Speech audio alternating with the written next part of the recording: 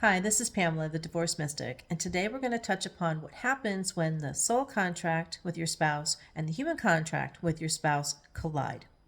There's a misconception that the behavior of one spouse is going to dictate whether or not their spouse stays in the marriage or leaves the marriage, when in fact, the spouse's behavior has little to do with whether or not someone stays or goes, and everything to do with our soul's growth. The decision to stay or go lives deep within our subconscious mind. Prior to us incarnating into this humanly experience, we have a larger soul family, and we made a conscious decision with our spouse, although yes, in spirit, of what we were going to do together in this lifetime. Were we going to have a short stint? Were we facilitating something that has a longer journey to it from either parallel or past lives? Is there something that we're doing together for somebody else, or a combination of all of this? That is wrapped up in provisions. Look at it as a spiritual agreement or a soul contract. We agree to these things. So we get here on our little sojourn and ultimately find each other in this lifetime, and we get married, and now we have a human contract together. And those two contracts live simultaneously together throughout the marriage, whether it's a short marriage or a long marriage. But it's important to know that two things. Even if somebody has really bad behavior, you see people staying in the marriage. Why? If you look at it from a lesson perspective or experience, and what it is our soul wanted to experience, then of course that person's going to stay in the marriage if there's a subconscious pull to remain there. There's something in this for me. On a soul level, they know there's something in this for me.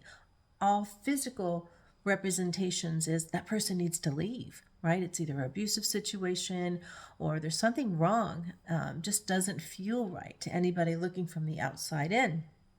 Same thing in the reverse. It's a beautiful marriage from the outside. They get along just great.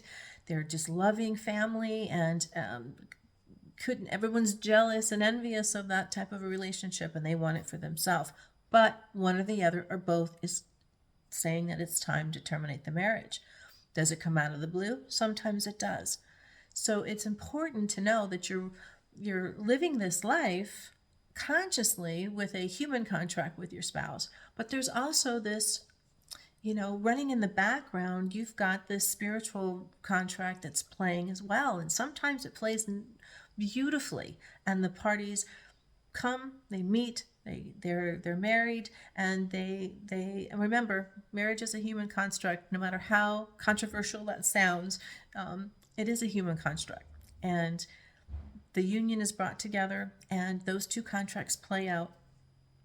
And sometimes it's just natural, and both parties realize, wow, I love you. We still love each other. We're just not in love anymore. And they're able to have an amicable divorce, co-parent their children greatly, and they, sometimes they learn that I didn't really learn the lessons, or that I should have, or done the work that I should have done in there. One of them may have sat at, on a, as I call, the bench of indifference, and didn't do the work during the marriage that they intended to do. They'll just have to do it in the next relationship, unless they deal with it during the divorce process. So rather than second guess somebody else's decision or look at somebody else's choices as a guide for your own, understand that your soul's journey is individual, and the journey of your spouse is individual, and the one that you chose to walk together is also an individual journey. And when you're here playing that out, there's two lives or two systems moving at the same time. And yes, sometimes it's difficult to navigate. This is part of a much larger series. We're going to get much deeper into all of this, but for now, just know that you are living a contract, both a human contract as well as a spiritual soul contract with your spouse, and both of those need to be taken into consideration before making the decision to leave or go, to get marriage counseling, to do and get other forms of support, whatever it is, wherever you find yourself at, both of those dynamics must be looked at together. Until we meet again, my friend.